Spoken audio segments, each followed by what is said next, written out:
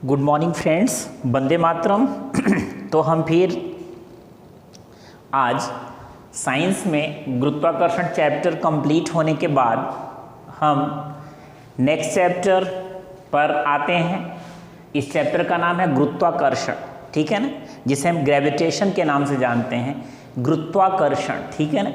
तो सबसे पहले आप सभी लोग इस पूरे वीडियो को देखिएगा और कंप्लीट वीडियो को देखिएगा, और उसके देखने के बाद अगर ये कंप्लीट रूप से आपको समझ में आता तो आप मेरे चैनल को लाइक और सब्सक्राइब अवश्य करें, जिससे आपको नेक्स्ट अपडेट मिलता रहे। ओके, तो आते हैं गुरुत्वाकर्षण के ऊपर। गुरुत्वाकर्षण क्या होता है, ठीक है ना, जो शब्द ही है गुरुत्वाकर्षण, ग्रेविटेशन, ठीक है ना, गुरुत्व पर प्लस आकर्षण।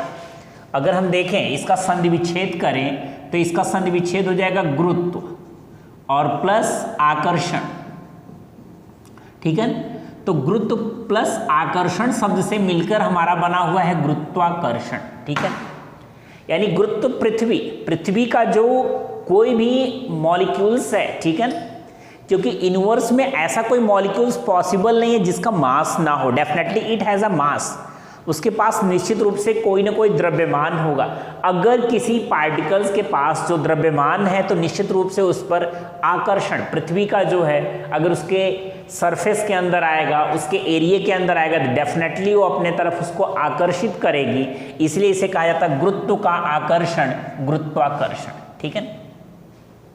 तो अगर पृथ्वी किसी वस्तु को जो अपने तरफ आकर्षित करती है उसी को हम गुरुत्वाकर्षण के नाम से जानते हैं।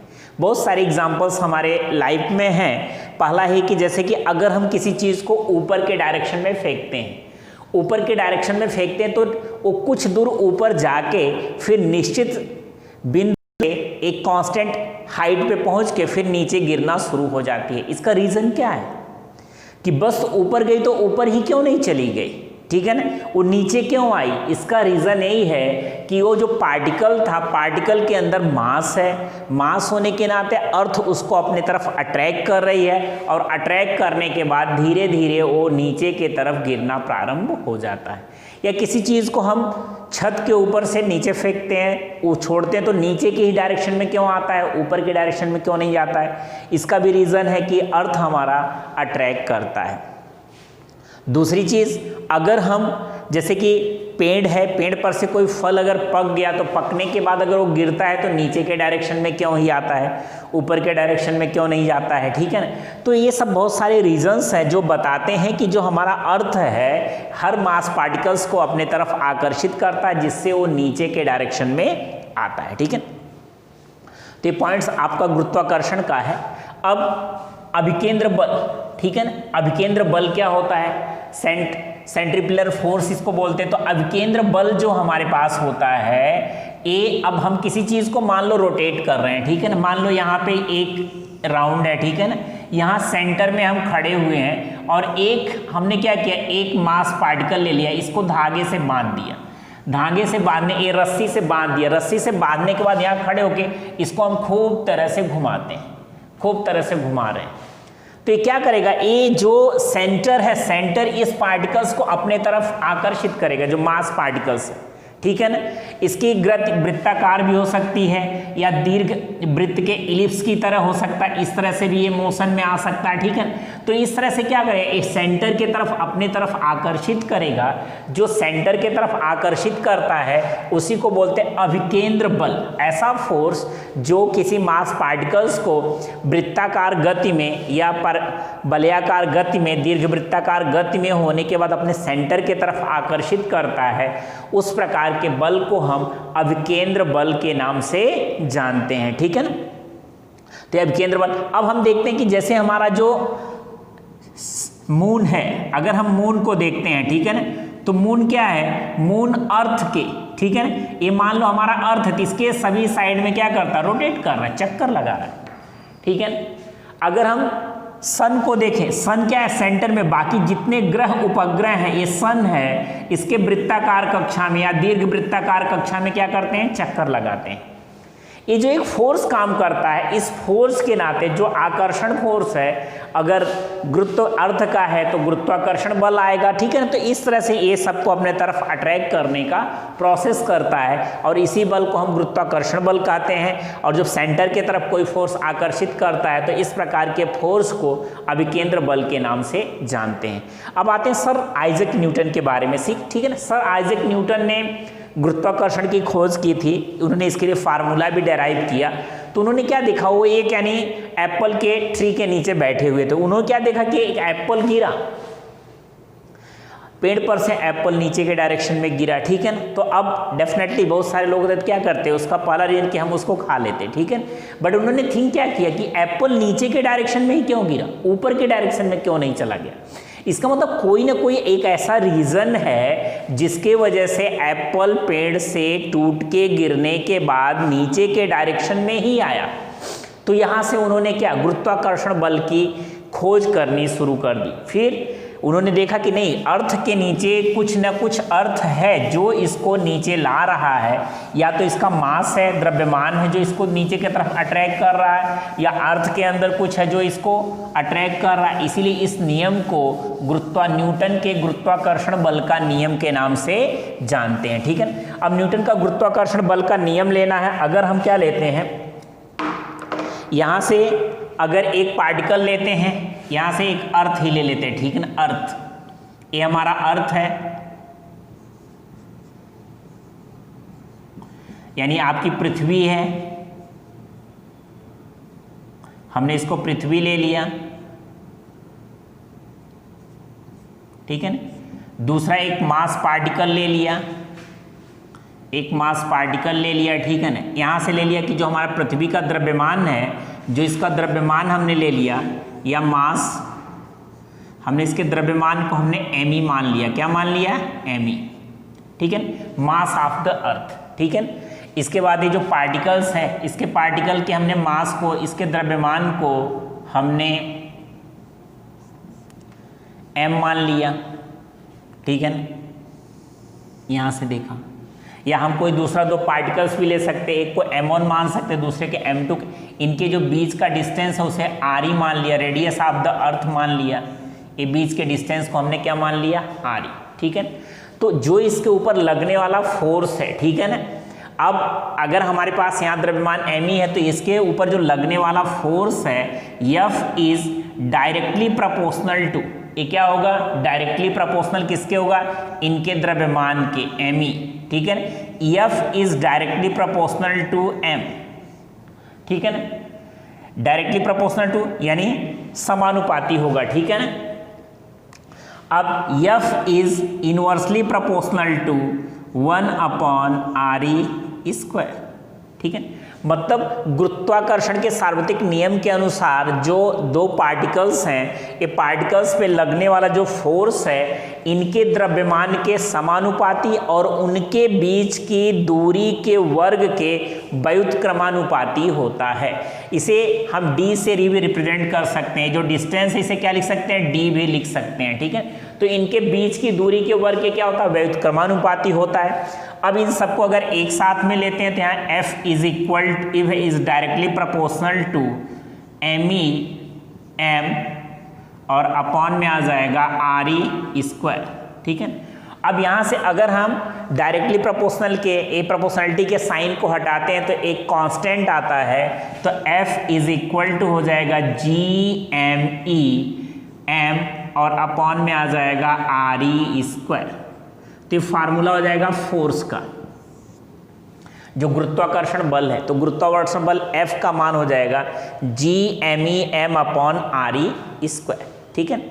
अब यहाँ से अगर हमें इसकी वैल्यू को, इसका मात्रक हमें फाइंड आउट करना है कि G का मात्रक क्या होता है, G को किस में मेजरमेंट करते हैं, तो G क्या है, एक कांस्टेंट है, कैपिटल G एक कांस्टेंट होने के नाते इसका जो मान होगा हमेशा कांस्टेंट ही होगा, उसमें कोई परिवर्तन नहीं होगा। तो जो G की वैल्यू होती है, G इज इक्वल टू होता है 6.67 इंटू 10⁻⁻11 न्यूटन मीटर स्क्वायर पर किलोग्राम स्क्वायर, ये इसका मात्रक होता है। अब इसका मात्रक हम कहाँ से निकालते हैं? अब आप देखो, अगर हमें g निकालना है तो g इक्वल टू यहाँ से हो जाएगा fg, f और g है, g को वहीं रहने देते हैं, सॉरी यहाँ g को, g की वैल्यू हमें निकालना है तो यहाँ से हो जाएगा f re स्क्वायर और अपॉन में आ जाएगा me इंटू m और इज इक्वल टू यहाँ से मिल जाएगा g। ठीक है, अब ध्यान दो, तो यहाँ से हो जाएगा f re square me into m और ये g की वैल्यू। अब यहाँ से f क्या है? f फोर्स है, तो फोर्स का मात्रक क्या होगा? न्यूटन। re एक प्रकार का डिस्टेंस है, डिस्टेंस को हम किस में मापते हैं? मीटर में, तो आ जाएगा मीटर स्क्वायर। ये आ जाएगा आपका, इसका मात्रक आ जाएगा मीटर स्क्वायर, तो यहाँ से मिलेगा मीटर स्क्वायर। ये आपका द्रव्यमान है, ये भी द्रव्यमान है, तो इसका मतलब हो जाएगा kg इंटू kg, या इसको ऐसे लिख सकते हैं न्यूटन मीटर स्क्वायर और यहाँ जाएगा अपॉन में kg का स्क्वायर। इसको ऊपर ले जाएंगे तो आपका आ जाएगा न्यूटन मीटर स्क्वायर और पर किलोग्राम स्क्वायर। ओके, तो इस तरह से हम क्या कर सकते हैं? इस तरह से हम g के मात्रक को फाइंड आउट कर सकते हैं। तो g का जो SI मात्रक होता है, अब SI मात्रक क्या होता है? यानी हमें मात्रक होते हैं MKS, MKSA, CGS होता है, फिर यहाँ से SI होता है। हम मोस्टली SI का ही प्रयोग करते हैं। अगर MKS मात्रक मतलब मीटर किलोग्राम सेकेंड, जो राशियाँ मीटर किलोग्राम सेकेंड के अंदर मेजर की जाती हैं उन्हें बोलते हैं MKS। MKS है metre kilogram second ampere, metre kilogram second ampere, उसे MKS यहाँ से सेंटीमीटर, ग्राम और सेकेंड। और SI सिस्टम यानी सिस्टम ऑफ इंटरनेशनल सिस्टम जो है मेजरमेंट के लिए किसी भी यूनिट को किसमें मेजर किया जाता है? जैसे अगर हमें लेंथ को मापना हो तो हम क्या करेंगे? मीटर में मापेंगे, सेंटीमीटर में मापेंगे, किलोमीटर में मापेंगे, अलग अलग जो उसके यूनिट हैं। तो इस तरह से जो g का SI मात्रक होता है, SI मात्रक, तो g का हमारा SI मात्रक जो है वो है न्यूटन मीटर स्क्वायर पर किलोग्राम स्क्वायर होता है। ठीक है, इसको हम निकालना है तो हम निकाल भी सकते हैं। ठीक है, अब दूसरी चीज़ आती है कि g की वैल्यू कितनी होती है? तो g की वैल्यू होती है g is equal to 6.67 into 10⁻⁻11 newton metre square पर किलोग्राम स्क्वायर। ये g की वैल्यू, क्योंकि g क्या है? एक कांस्टेंट है। ठीक है, और इस कांस्टेंट को क्या बोलते हैं? गुरुत्वाकर्षण नियतांक। इसका जो g है, g को हम बोलते हैं गुरुत्वाकर्षण नियतांक। ठीक है ना, तो g को हम गुरुत्वाकर्षण नियतांक बोलते हैं। अब आप ध्यान से देखो, यहाँ पे हमने क्या किया है?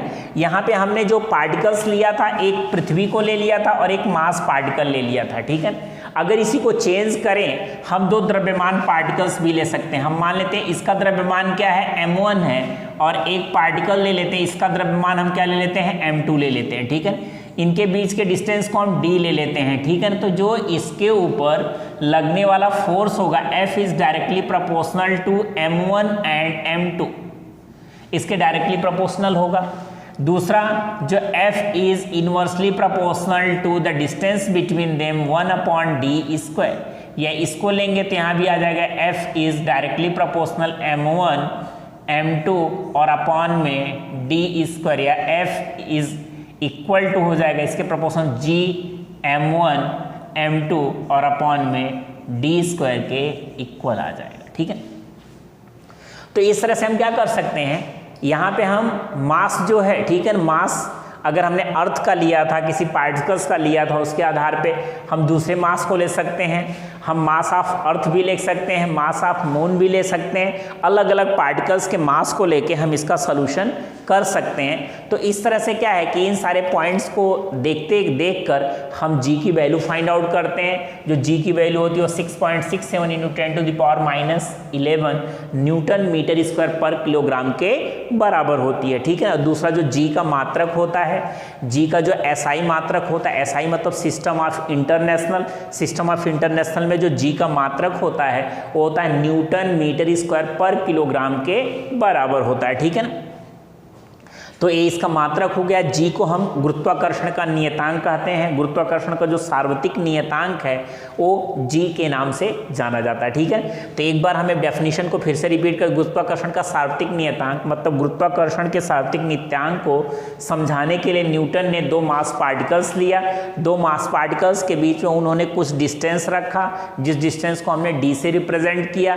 फिर उन्होंने देखा कि ये मास के ऊपर जो लगने वाला फोर्स था, अभिकेंद्रीय जो बल था, वो उन दोनों द्रव्यमानों के समानुपाती था तथा उनके बीच की दूरी के वर्ग के व्युत्क्रमानुपाती था। फिर उन दोनों ने उसको मिलाने के बाद उन्होंने देखा कि जो F है, F is directly proportional to आ गया m1 m2 upon D square. अगर हमने डायरेक्टली प्रोपोर्शनल के साइन को रिमूव किया तो वहाँ पे एक कांस्टेंट आ गया कैपिटल G, जिस कैपिटल G को कांस्टेंट को हम सार्वत्रिक नियतांक बोलते हैं, जिसका मान 6.67 इंटू 10⁻⁻11 न्यूटन मीटर स्क्वायर पर किलोग्राम के बराबर होता है और इसका मात्रक न्यूटन मीटर स्क्वायर पर किलोग्राम होता है और इसे हम गुरुत्वाकर्षण का सार्वत्रिक नियतांक के नाम से जानते हैं, ठीक है। तो ये आपका क्लियर हो गया।